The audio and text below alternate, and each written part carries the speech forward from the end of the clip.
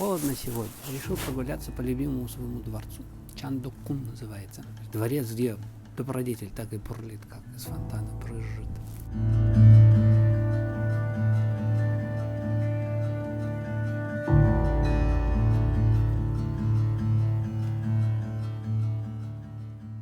Хранилище королевских портретов.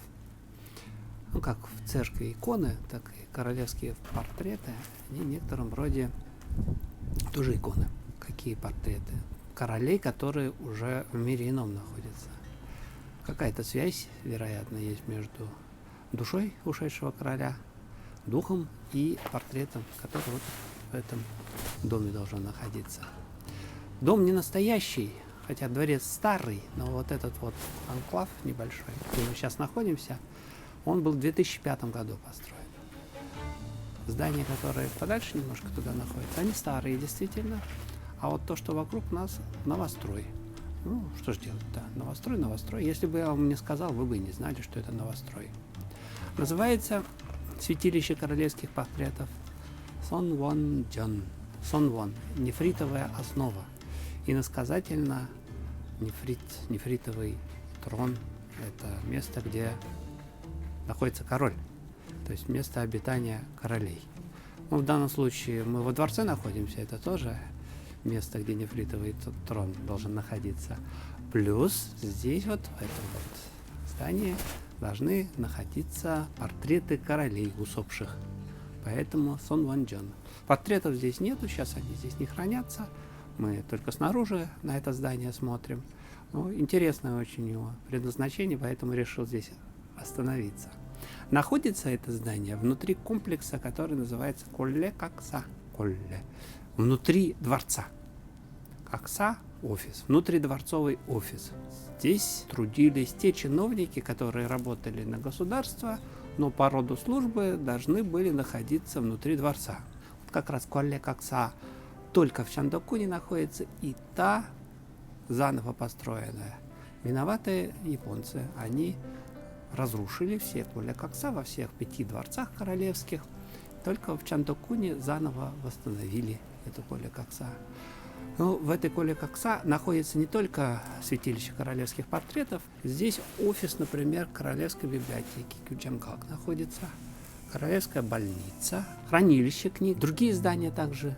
А для чего нам восстановили Колле Какса? Это не самые, может быть, большие, не самые красивые здания, но они зато дают нам представление о том, как был устроен дворец королевства Чосон.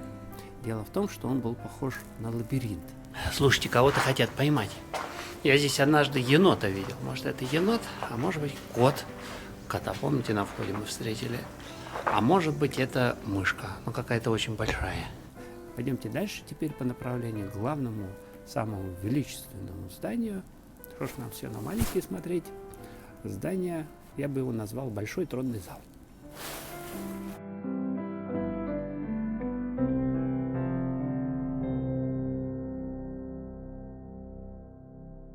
Ну вот он наш самый главный павильон в этом дворце. Вообще иногда на него смотрит народ и говорит: а, вот он дворец. Но это не дворец, это часть дворца, хотя и, пожалуй, с официальной точки зрения самое главное. Называется в этом дворце Инджонджон. Очень часто оканчивается название дворцовых строений на чон. И это у нас не исключение. Инджонджон. Чон – это высшая каста дворцовых строений. Самое главное здание во дворце, конечно же, принадлежит высшей касте. А перед чоном стоят еще 2 иероглифа Ин-джон. Ин – это гуманность, чон – политика. Павильон управления страной, политика – это же управление страной гуманного. Павильон гуманной политики, можно сказать. Что здесь происходило? Собственно, сам павильон зачастую служил как задник, как ширма такая задняя. А все происходило, все действие вот здесь вот, на этой площади. То есть правильно было бы считать, что площадь плюс павильон – это аналог, ну, наверное, большого тронного зала во дворцах европейских. Здесь коронации происходили. Коронация – дело сложное. Дело в том, что страна конфуцианская, и поэтому у принца, вот, который, наследный принц, который вот только что умер, папа-король, у него сложная задача. С одной стороны, нужно скорбеть с конфуцианской точки зрения обязательно нужно оскорблять. По папе ушедшему у принца двойная задача. С одной стороны, нужно скорбеть по папе, который тут недалеко в виде тела хладного лежит, а с другой стороны, нужно принимать бразды управления государством. И происходило это буквально следующим образом. Долго-долго принца уговаривали, в течение 6 дней обычно, потому что положено на 6-й день после смерти папы принимать на себя обязанность управления страной. На 6-й день его уговорят, этого принца. Он идет в этот вот павильон, но до него не доходит. Он же еще пока что не король, а в этом павильоне положено сидеть кому? Королю. Поэтому он останавливается в воротах входных в этот павильон и там ставит трон специально, и, собственно, процесс коронации происходит. Потом он быстро снимает свои парадные одежды, которые он надел для коронации, и идет обратно к папе скорбеть, как положено. То есть одним, так сказать, махом 2 зайцев. В Корее говорят, одним камнем 2 птичек. Помимо коронации могли происходить церемонии такая линейка перед тем, как пойти на соседнее святилище королевское. Вот мы только что познакомились с святилищем, где портреты королей находились. Но их несколько только человек, этих портретов было. Небольшой дом, да? А все таблички поминальные всех королей, усопших на данный момент, они находились в королевском святилище Чонгмё. Оно буквально за стенкой этого дворца находилось. Ну, значит, здесь собрались чиновники и во главе с королем пошли в Чонгмё поминать предков в определенные дни, в месяц по несколько раз. Линейки парадные, то есть встреча короля и высшего руководства страны также происходили на площади перед этим павильоном. Встречи с послами также здесь могли проводиться.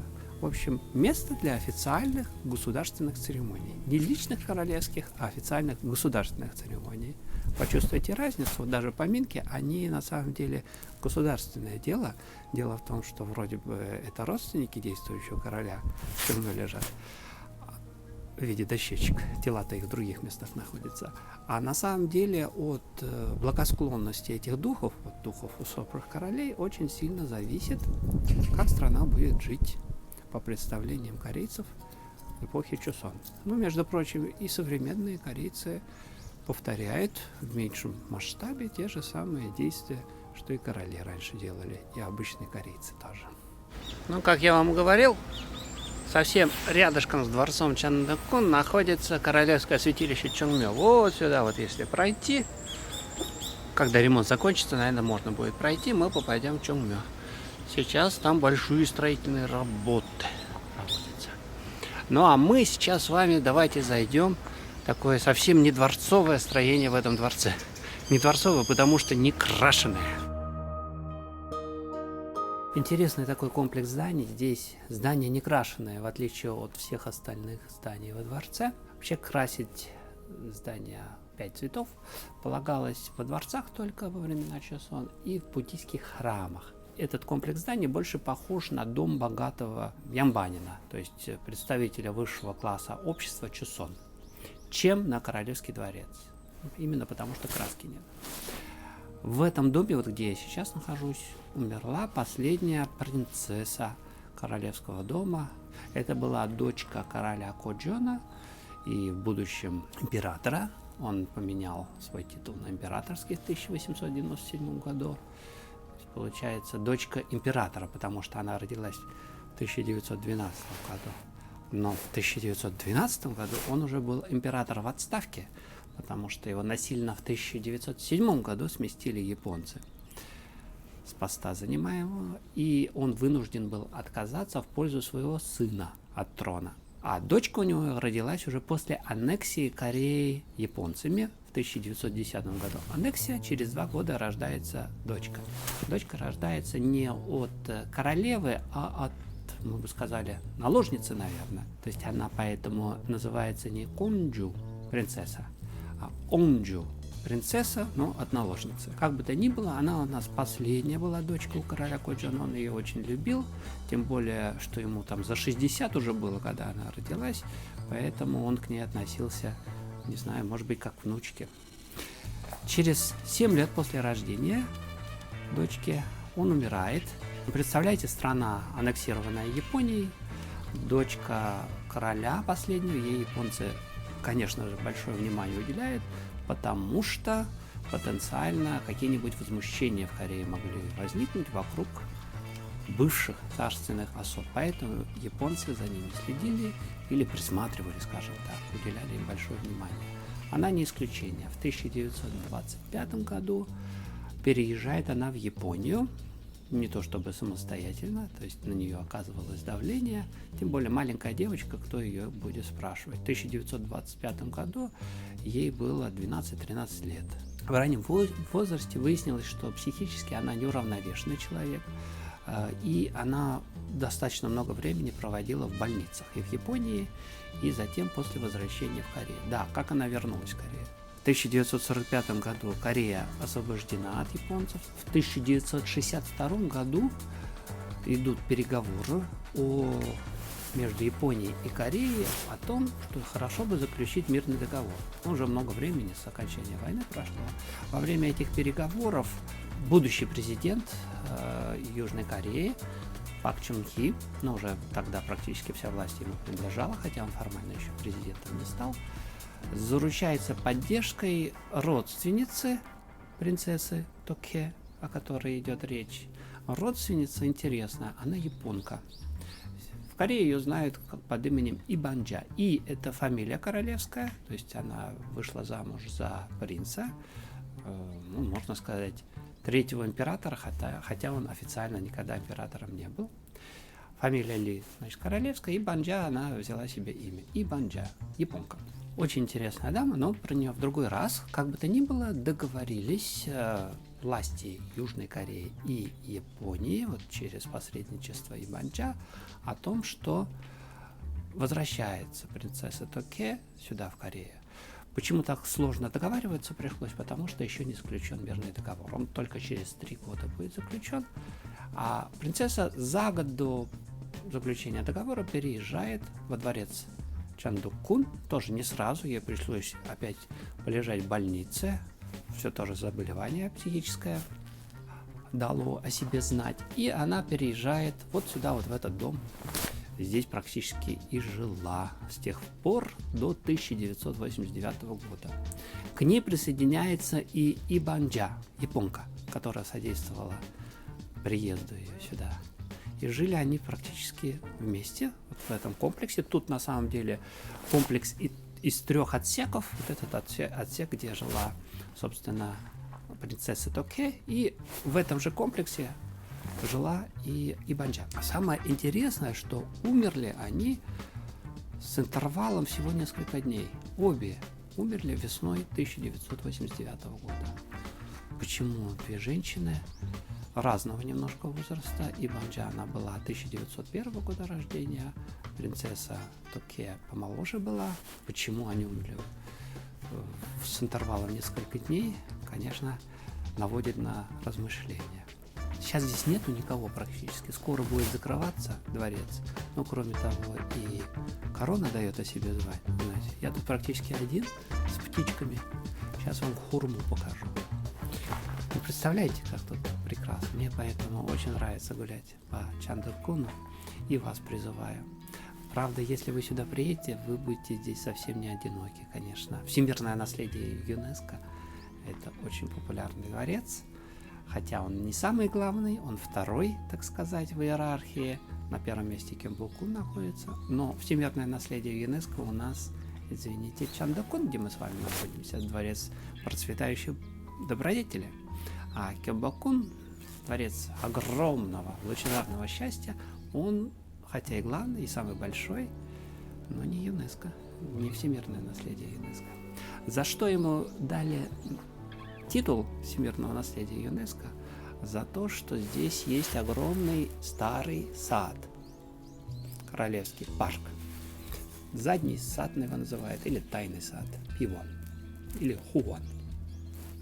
За то, что здесь много старых зданий сохранилось, в отличие от остальных дворцов, и в отличие от Кёнбокуна уж точно, где практически ничего не осталось, кроме нескольких строений 19 века. за то, что у него очень необычная структура. То есть здание расположено по фэншую, но по такому очень корейскому фэншую, а не по китайскому. Кёмбокун, главный дворец, он на одной ниточке, так сказать, его здания стоят основные. А здесь витиевато извиваются здания, они огибают гору, которая находится позади дворца. Вот за эти 3 основные особенности получил дворец Чандокун титул всемирного наследия ЮНЕСКО. Ну что, мне пора, наверное, домой скоро. Закрывается этот дворец. До свидания. Очень рекомендую, когда вы будете в Корее, посещайте его. В любое время года. Вот сейчас зима, все равно прекрасно. Даже хурма здесь растет. Весной цветочков много цветет. В женских покоях и в жилых покоях короля. Естественно, в саду заднем, из-за которого в том числе этот дворец стал всемирным наследием ЮНЕСКО, вы тоже найдете и цветочки, а осенью клены, ясени и прочие деревья лиственные. Очень красиво в октябре, в начале ноября. Так что не пропустите.